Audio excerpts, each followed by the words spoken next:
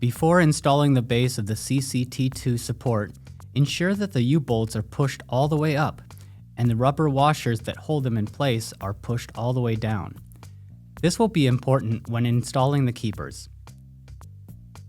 To install the base, locate the side with the spring and push it onto the pin of the trunnion.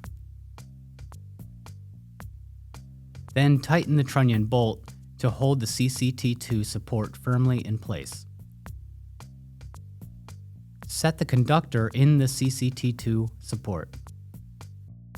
To install the keepers, there are two methods.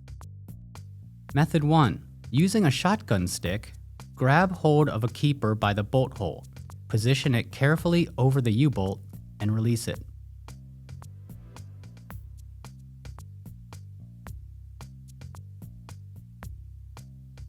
Method 2.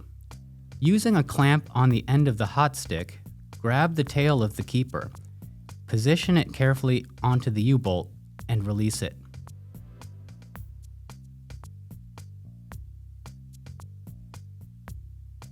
To install the washers and nuts, there are also two methods. Method 1. Washers can be installed using a universal bolt holder attachment.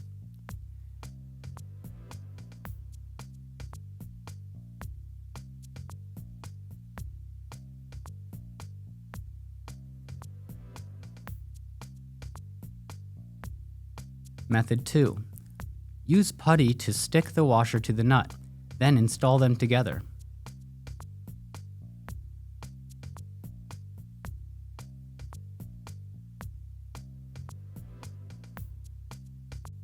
To install the nuts, you'll have to start with a shallow socket and move to a deep well socket as you tighten each nut. To keep the nuts secure in the socket as you flip it upside down, use a magnetic socket. If magnetic sockets are unavailable, you can also use a little putty to stick the nut into the socket. Alternate tightening the two nuts on each keeper so that it remains flat on the conductors.